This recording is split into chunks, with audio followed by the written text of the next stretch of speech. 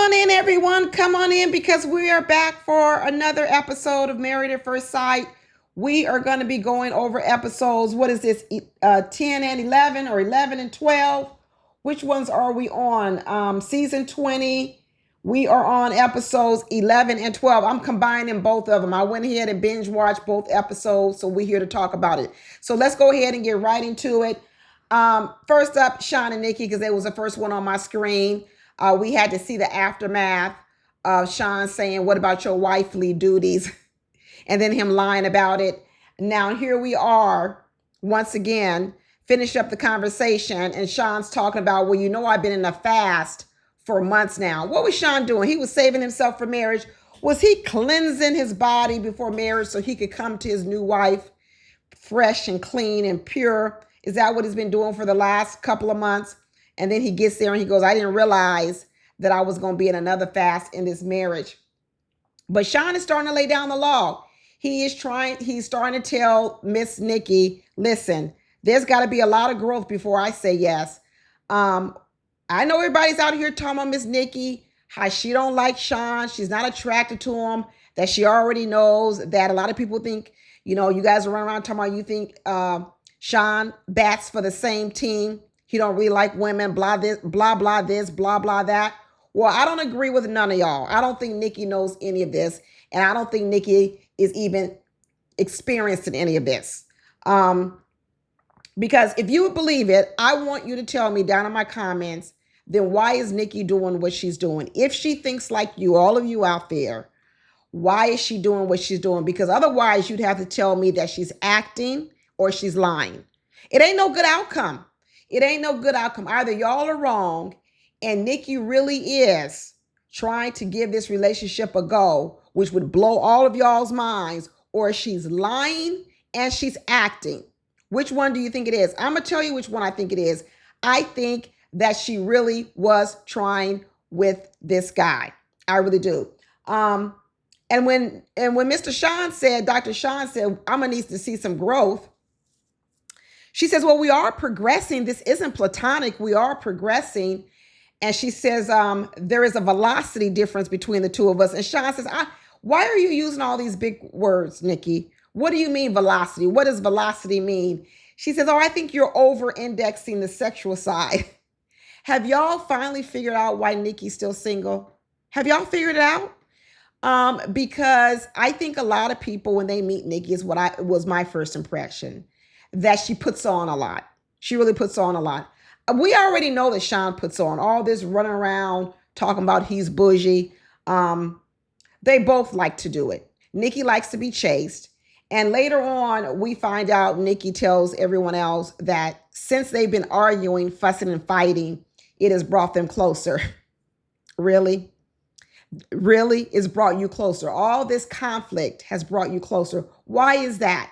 Well, a lot of people who like that whole push and pull, who like that chase me, who like to make you mad and then make up to break up. They like this dynamic because they like to be chased. They like to create the moments because what they like is they like you chasing after them after you've had a fight.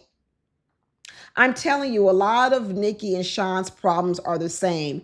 They both out here are pretty pretentious people. And honestly, I don't think either one of them are all that. I mean, they're both very accomplished. They have good jobs, so I don't want to, minimize their accomplishments. But I think the way they both run around in the streets, it would turn a lot of people off, especially people who have things, right?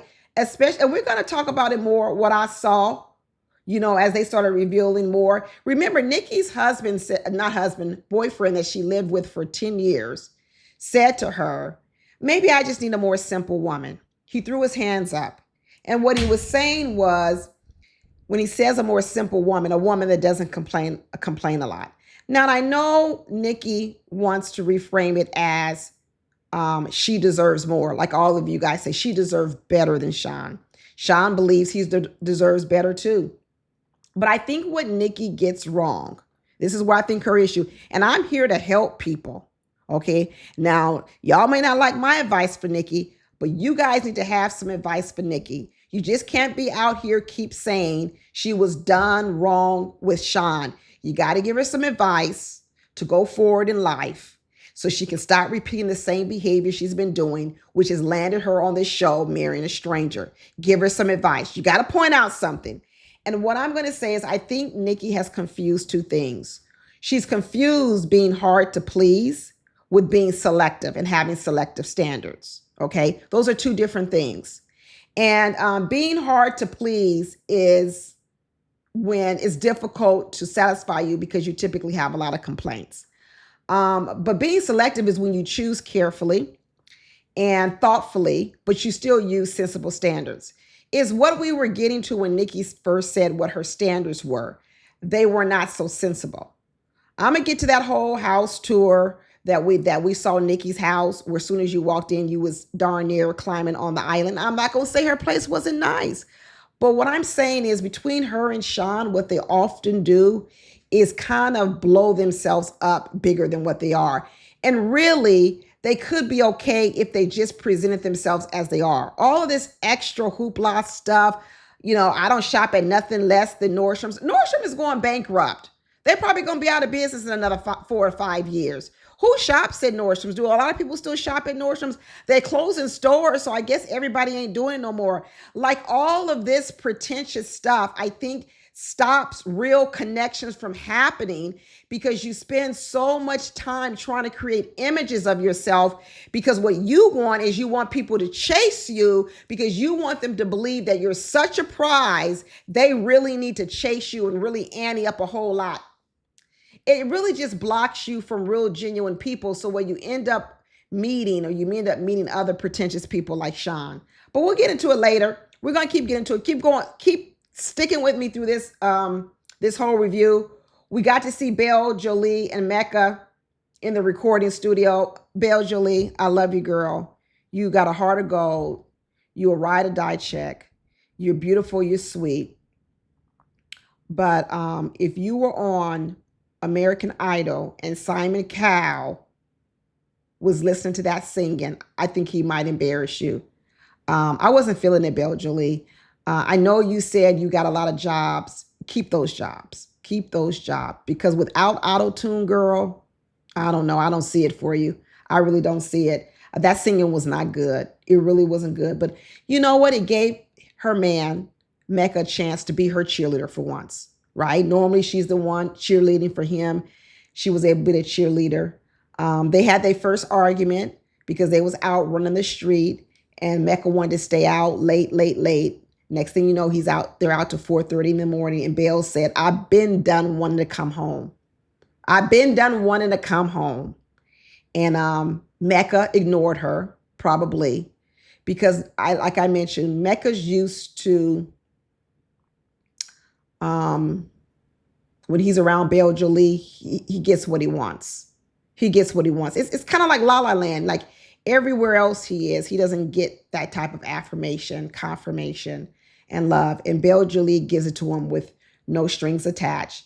And then even when they came home and she was upset that he didn't consider her and wanted to come home because she was tired, he turned it around to be about, oh, I'm always in trouble. I never do the right thing. So just like that, even in the moment when Bale, Jolie was trying to get Mecca to care for her, they're out to 4:30. She's tired. Can you care for me? No, he couldn't. All he did was barely care for himself. That's fine. Did I come out and tell you I didn't feel cared for? I didn't feel like my needs were being validated or even affirmed or even paid attention to. And then the minute I start telling you how I feel, next thing you know, we're talking about your hurt feelings because because of your wounded past, and you always feel like you're in trouble. And just like that, Bale, Jolie had to switch from getting her own wounds licked, from having Mecca apologize to her, to once again lifting him up again. I tell you, the voice of an angel. She can't sing for real, but she got the voice of an angel, and she got another job. Ain't it tiring, Bale, Jolie? Ain't it tiring? Another person that should be tired is Devon. He's planning this whole Harry Potter night for Caitlin. He says, just let me in. Let me love on you. Next thing you know, they playing the Neo song in the background. He says, but she's just so apprehensive. She withholds so much love. She says, but on camera, she gives me all this attention because she's performing for the cameras. She only does it so other people don't think that she's the person who we know she to be. So the experts don't think it. So us, the audience, doesn't think it. But we know who you are, Caitlin. You're crumbs. You're a crumb giver. You see what I'm saying? You ever heard of a crumb snatcher? Those are the people that try to take from you, a crumb snatcher. She's a crumb giver, which means you give her $100, she gives you crumbs. And then what she says is, don't ask me for no more. And she tells you, it was a lot of work for me giving you these crumbs. So how dare you complain that I only gave you crumbs? That's Caitlin. Caitlin don't want to be asked for anything. She don't want you to ask her for nothing. But when she finally says, okay, I'll give you something, I'll give you some crumbs, what she don't want to hear is that what she gave you was crumbs, because what she's telling you is, you know how hard I had to work to give you these crumbs? You see, this is why when you're so far apart from a person, it's never going to work. It's never going to work. You know why? Because when they're way over here and you're way over here on this other end, even if they come here, to you, you're going to feel like that's nowhere near the middle. But to them, they're going to feel like I did a whole lot. And how dare you ask me for more after all this work I did to get from here to here, even though y'all are miles apart. That's Devon and Caitlin. That's Devon and Caitlin. Caitlin wants an applause for the movement she's made. And on anybody's spectrum, it's been minimal. But she wants a 30-piece orchestra. She wants a HBCU band to play for her. She wants applause. She wants gifts. She wants everything based on what little movement she made. And it's crumbs. It's pennies on a dollar. Devon really needs to move. He says she's got a big heart. She's super caring. Where, how, and when? There's no evidence of it. Where is it? Because she teaches a class and she motivates people in her spin class. Well, they pay her. She ain't doing it for free. They pay her. They pay her to lift them up. Okay. Show me where Caitlin is doing anything for anyone where she's not getting more in return from it. Okay. Because I don't believe it's with her family. I don't. We saw them sisters. We saw them sisters. The sister says she don't even want much. She don't even want much from her husband. So I know she ain't requiring much from Caitlin. Those ladies are ladies of don't do much, period. Just like that daddy. She runs around talking about how he treats her so well. And, they have so much fun and he's athletic and he's courageous and he's protected. And she says she's way outside her comfort zone. That's what I mean. She's too far outside of it. And what will happen is, in the beginning, everybody's motivated in a relationship. So if you've got to pull teeth from a person in the beginning of a relationship, when the relationship starts tapering down and the honeymoon phase is over, you know how hard it's going to be to get crumbs from Caitlin. She's only giving you crumbs now. What happens once you get married and you settle in? You're not even going to get crumbs. You're going to get a morsel. You're going to get a morsel. Poor Devon, he says sometimes he misses Caitlin. Why? What's wrong, Devon? Go get some help. He says, but there's no reciprocation. None at all. But when they got ready to go and meet the friends, everybody, she put on an act with the friends and act like she was so bubbly and outgoing and all this other kind of stuff. But later on, we're going to talk about it. Devon told his friend, when people are around, she's all smiles and giggles and acts like she's 2 feet in. But when the cameras go away and there are no other people around, she walks around the house, doesn't even say anything to me at all. Maybe Caitlin's suffering from some other form of depression. Maybe it's not even about you, Devon, which I don't believe it's about Devon. I think all the problems are with Caitlin, period. She could be an introvert. She could be depressed. She could have a lot of things. And so she performs because she doesn't want anyone to know it. But you can't perform all the time. And when you live with someone, you really get to see it. This was the episode. We also got to talk more about Felipe and Tori. We got to see Felipe's house. Felipe's house was real nice. And, he admitted, one thing about Felipe, he's real transparent. Some people can't handle really honest and transparent people because sometimes their truth really does hurt. And one of the things that Felipe did when Tori came in the house and said, hey, this is my apartment. And Felipe's house was nice. He admitted right away, I didn't do this. My mama and my sister did it. He admitted right away, this is not, I didn't do any of this. My mama and my sister did it. And then they started talking about moving in together. And he started talking about he doesn't want to live in the suburbs. And he started talking about where Tori lives. She lives in some suburb area, Bellevue. And he says he needs to be near the action. Maybe that's where his restaurant is, near the action as well. And he says he hopes that we stay yes, but he's scared. But Tori still feels good at this point until later on when he tells her, I don't know if I could just be with one woman. I think one thing that's happening to Felipe, I know everybody's really down on Felipe, the things that are coming out his mouth, and they are horrendous. But if you look further, right, because we look at Tori as just this sweet, sweet soul. What if Tori is just too boring for Felipe?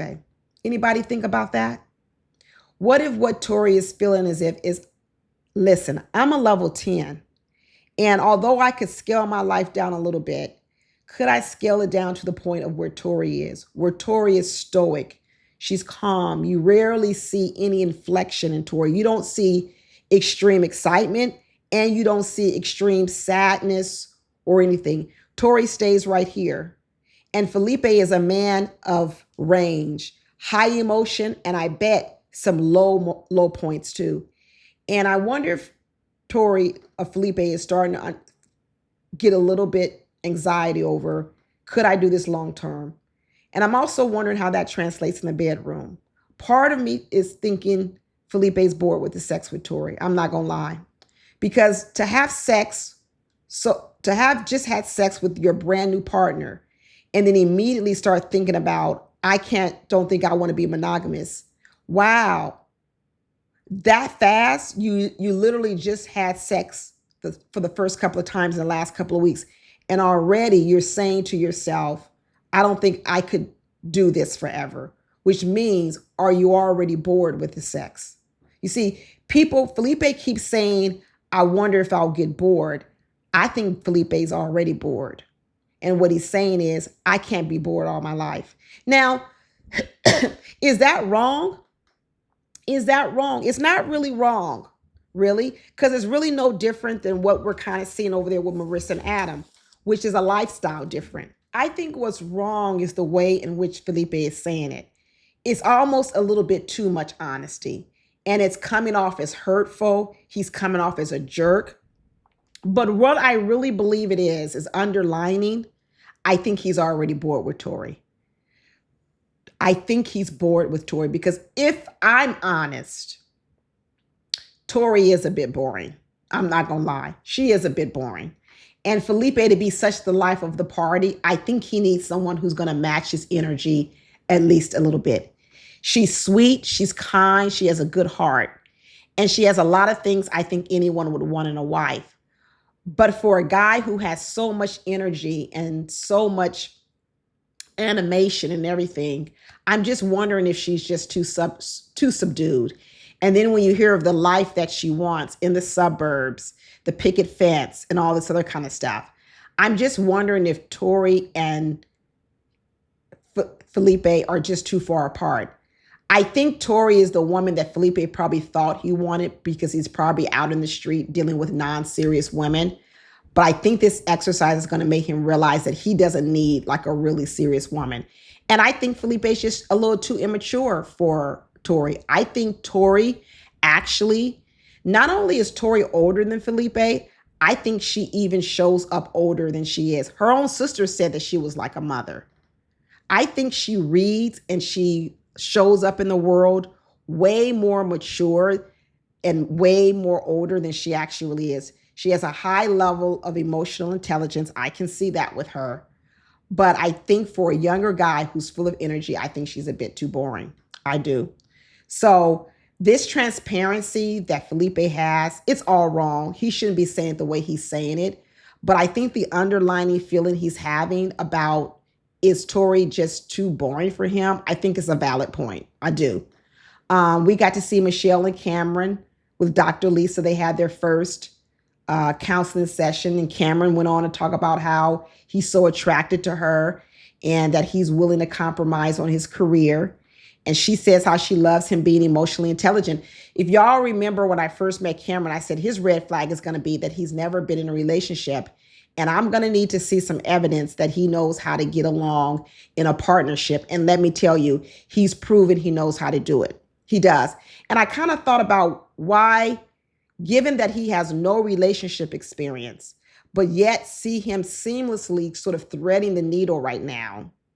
What are some things that he had going for him?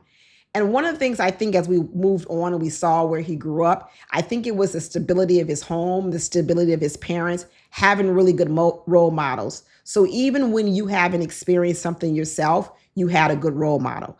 A lot of people don't have the role model, a marriage of 30, 40 years that Cameron had.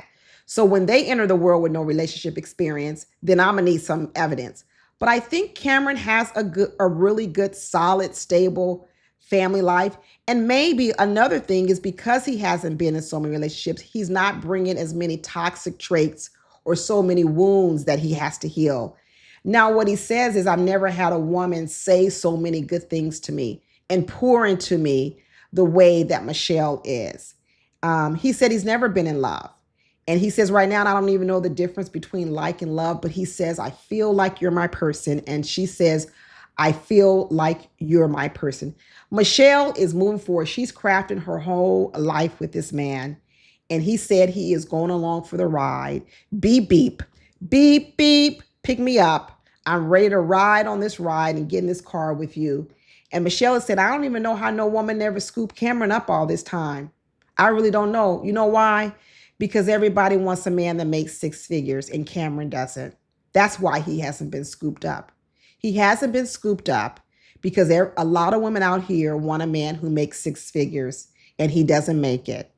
And as a result, he's been overlooked. But I love this couple. I really, really do. And she said, I can't even believe that this is the way that we found each other. How crazy is this? And she says, I'm so grateful to have found you.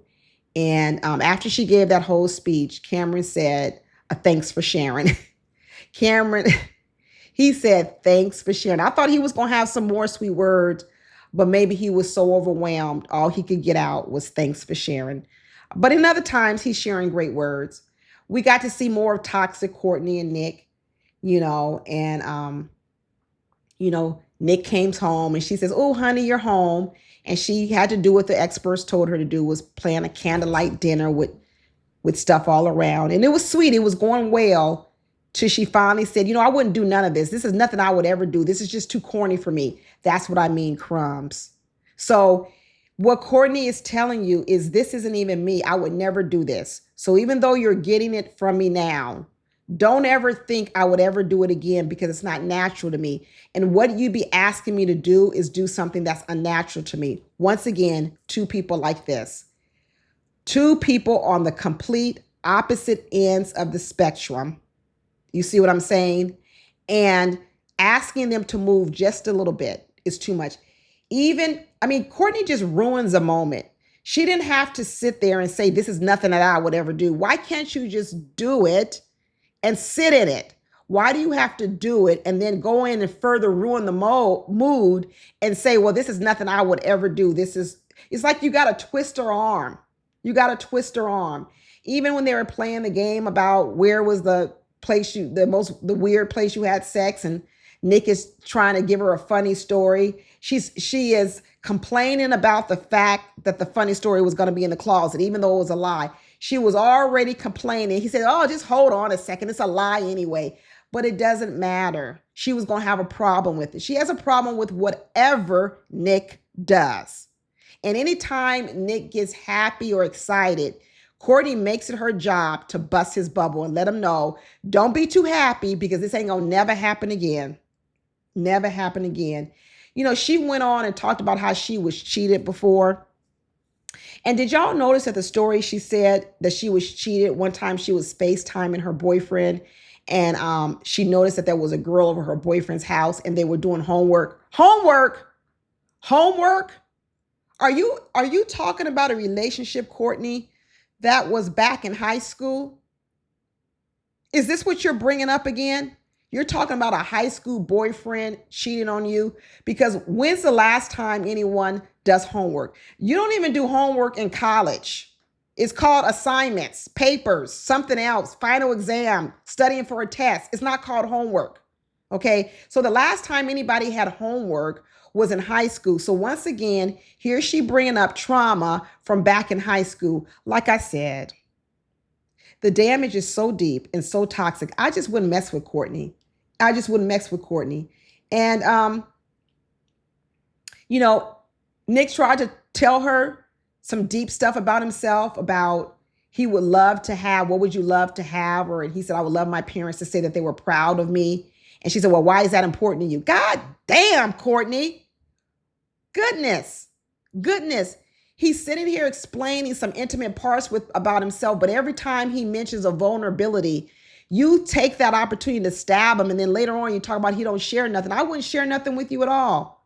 Then she flips again, talking about it's all my fault. Everything's all my fault. Oh my goodness.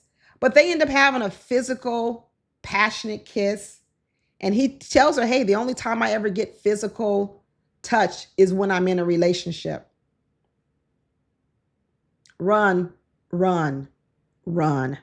Run as fast as you can, Nick, and don't look back. And Marissa and Adam, they falling apart because finally Marissa's getting fed up with it. She's on this jet ski, it's messing up my hair. I don't want to be on this double date playing pickleball with Courtney and Nick. And next thing you know, Adam is telling her to play the bag. Don't even hit the ball. You don't know what you're doing. And she says, I'm hungry. We need to end this. I got a headache. She's talking about his house looks like a frat house. Just like Shawn's house looked like a frat house. It did. That couch looked like a frat house, and it looked dirty, like it needed a good old cleaning.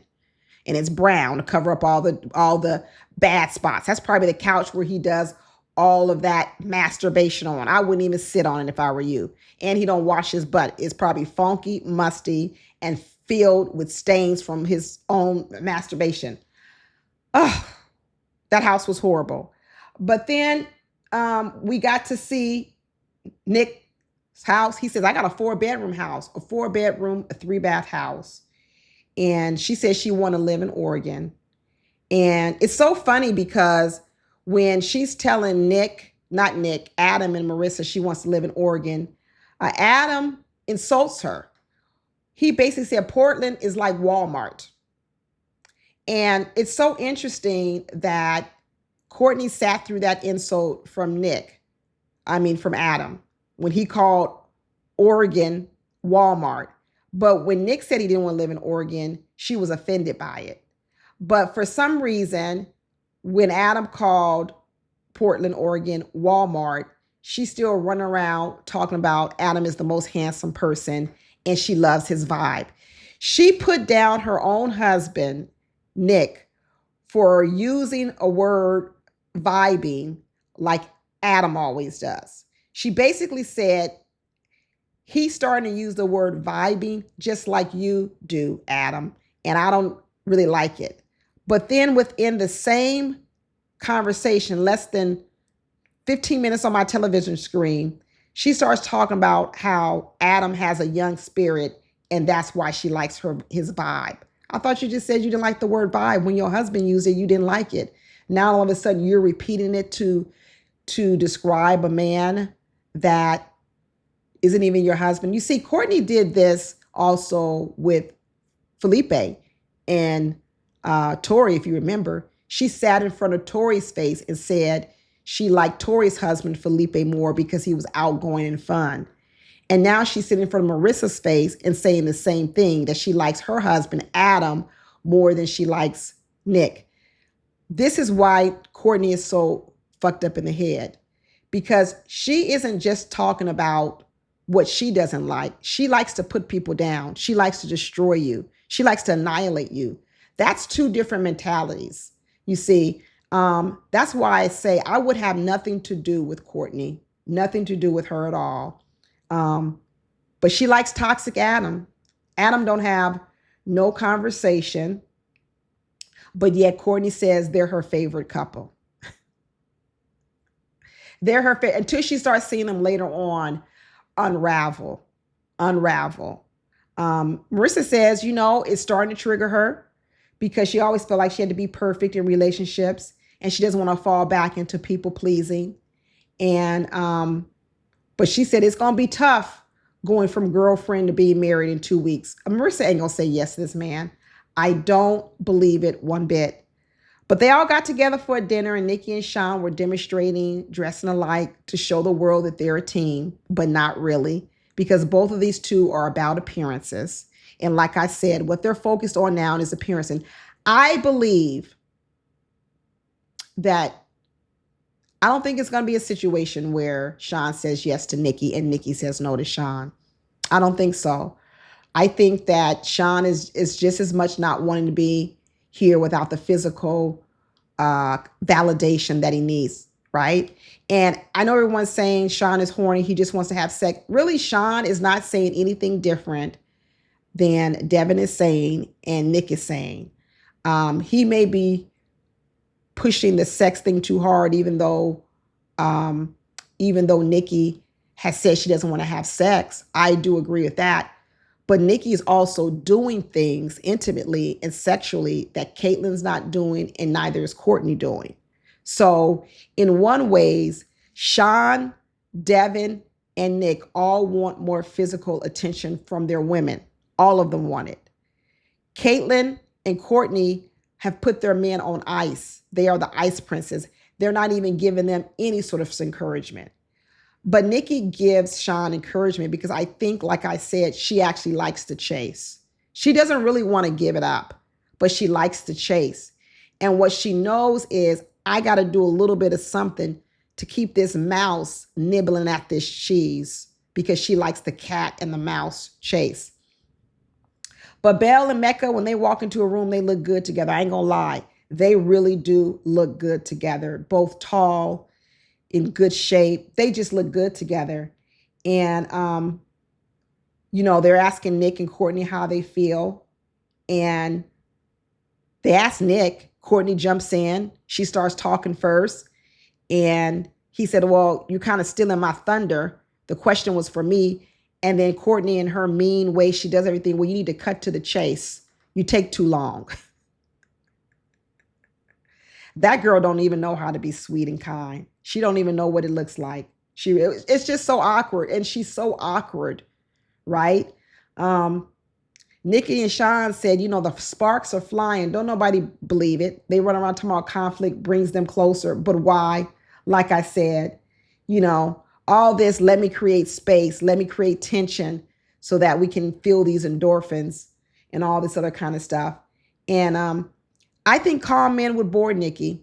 Nikki wants a man to chase her. And a lot of men in her age bracket, they're done with the games. They are. The tricks are, those games are for little boys. And Nikki, I think, is still playing a game that she doesn't need to be playing. And Adam and Marissa said they had a bad day the other day because she said it was a good day because we did everything he wanted to do, but we didn't do anything I wanted to do. And I don't want to be playing no pickleball 3 times, 5 times a week. And I don't want to be on no jet ski 5 times a week. Y'all ever rode a jet ski? I'm going to tell you right now, after about 30 minutes on a jet ski, you're ready to get off. It's fun, but it's jarring on your body. It really, really is. 30 minutes to an hour, that's it. So to be riding around there 4 or 5 times a week for hours and 2 hours at a time, this is too much. And she said, we ain't been on no dinner date. We ain't met none of no friends on my side. All we do is what he wants to do. He's selfish. He's very, very selfish. This is why Adam has short-term relationships, because a lot of people are motivated in the beginning to sort of people please or to overly compromise, but it never lasts long because eventually people will say, I've changed too much. I've gotten away so much of what I want. They start to pull back. And when they start to pull back, that's when Adam will feel like, well, since you're no longer giving me what I don't want you at all. These two aren't going to make it. Even when Marissa's coming to her end, is really coming to the end. Even when the friends were trying to say, hey, Adam, this is unsustainable for you to be playing pickleball. He says, no, it's not, because once I have kids, I'm just going to double and triple it, because I'm going to turn my kids into what I want my wife to be, which is all about me. If it's something I want them to do, then they're going to do it. Good luck to all those unborn children. Good luck to all those unborn children. I wonder why this is such a requirement of Adam, right? He told us about his childhood and that it's almost like he's taking power back in his life because when he grew up, his parents forced him to do things, play piano, do Boy Scouts, things he never really wanted to do. And now that he's an adult, he's made it his life mission to only do things he wants to do. He swung so far to the other spectrum, one in which he felt powerless to really do things in his life he wanted to do, to now he's almost rigid to the point where he doesn't allow himself to even bend in the direction of any other person. This is trauma speaking. This is why people need therapy. And then Felipe and Tori start talking. And they start talking about how they're both debaters and they're both stubborn, okay? And Felipe starts letting his truth be known. And he says, he sits and he wonders. He's trying to figure out reasons why he should even stay married to Tori. Wow, what a bomb drop. He says single life was so incredible. No, it wasn't. It was fun. You were out. You were having a good time. But you said that you were lonely. So fun did not equal a deep emotional connection. Sure, you got a lot of sex with a lot of women, but you didn't have a deep emotional connection. And now what I think Felipe has is he has a deep connection with a woman, but it's no fun. That's what he's saying. He's saying, I gave up the fun for the deep connection, but I need the fun too. That's what he's saying. This is why Felipe is saying what he's saying. I just think Tori's too boring for him. I really do. He says, my single life was incredible. In a lot of ways, it sounded contradictory because if it was so incredible, then why are you here? And that's what Tori said. Why are you here if your life was so incredible? But his life wasn't incredible because he was lonely and he didn't have a deep connection. But what it was it was fun. And he had exciting sex. And with Tori, I think it's boring. I really, really do. And Cameron's telling Felipe, you're not going to do no better than Tori. And Cameron was right. In terms of maturity and in terms of maybe even looks or beauty and all these other kind of things, Cameron is right. Cameron is trying to tell Felipe, listen, you are already out of your league when it comes to looks with Tori. You are really batting higher than your weight class. But what Cameron doesn't understand is that in terms of fun, outgoingness, creating excitement, Tori's not a 10. She's not. She's not. And what Felipe is saying, I need a 10 in the fun category. I really, really do. But I like Tori because what she's saying is, I see the problems that Felipe has, but it's not my job to fix them. This is what Belle Jolie needs. It's not your job to fix it. And that's what I really appreciate and admire about Tori, is she's saying, this ain't my work. And when Felipe sits there and spits out all that kind of crazy stuff, where he likes sleeping with a bunch of women and all this other kind of stuff, Tori's like this. I'm not going to get riled up. I'm not going to get stewed up. I'm not going to act crazy because this don't have nothing to do with me. This has to do with who he is, right? It's not my job to figure out what he needs and what he wants. So I gave Felipe credit for at least talking about some inner emotions that are not very popular. But if he wants to be really transparent and honest, I think he's going to need to tell Tori the truth. And that is that he thinks she's beautiful, that she's a great woman, that she's going to make a great wife for a man, but she's too boring for him. And he needs more excitement. I don't think that Felipe really wants to sleep with a lot of women. And even Tori said that actually doesn't track with what she knows about Felipe. That even though he's saying that, she herself, who I believe she actually is pretty emotionally intelligent, doesn't even see that about him. I think it really is that she's boring. But, Mecca and Bale, Mecca talked about his fear of commitment. He told the group that if it were today, my answer wouldn't be unsure or undecided. I would say yes. He said, why wouldn't I say yes? And Jolie once again rode in on her white horse to defend her man and say, let me tell you this. My husband is not performative. He is the same all the time. He's animated. So I'm going to need y'all to back off of him. And Jolie, you're not helping your man. Let him defend himself. Let him take up for himself, because that's actually what he needs more of. He needs to learn he needs some courage. He really needs courage. And you stepping in and providing all this cover for him, it looks good. Yeah, you're a ride or die chick, but it's getting to a point now where it's actually too much. You're actually babying him. He doesn't need this much protection. Let him speak for himself. He was able to confront Michelle. He was able to confront everyone who he felt misunderstood him. And it went well. Michelle apologized. He didn't really need you to step in like that, like he's a little boy and he can't fight his battles. Let him be a man. That's what he needs to do. If you want to encourage him to do anything, encourage him to go stand up to that daddy, because that's who he really needs to stand up to. But Courtney's running around talking about she's following the rules of the experts. She's giving hugs now. Crumbs, crumbs, crumbs, crumbs. That's all she gives is crumbs. But next thing you know, she flips again, because she says, well, now that you guys are getting on me and telling me that I don't give Nick enough, what is he doing for me? Now she's defensive. Now she's defensive. And now, instead of talking to the person who said that about her, what she did was she flipped it right back on her own husband. You see how she's an attacker. She's an attacker. Someone else told her about herself. But instead of just addressing the person who told her about herself, she took that energy and she turned it back on her husband and said, well, what does he do for me? I tell you, the only reason she was giving this man any hugs and any kisses because she was doing it for the applause. She wasn't doing it because she feels it in her soul, which means it's not lasting. It's not long lasting. It won't last forever. It won't last forever.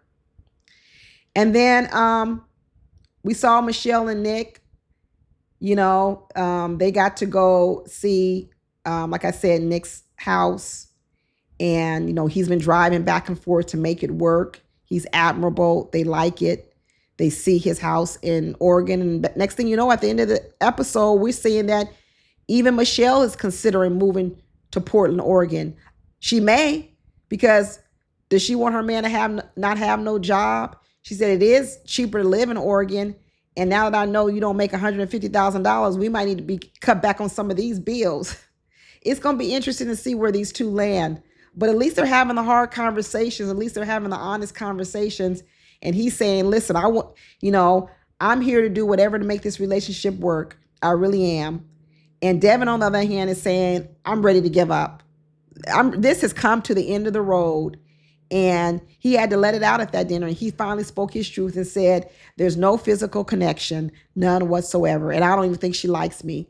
And then next thing you know, Caitlin says, I can't believe you shitting on me. She just like Courtney.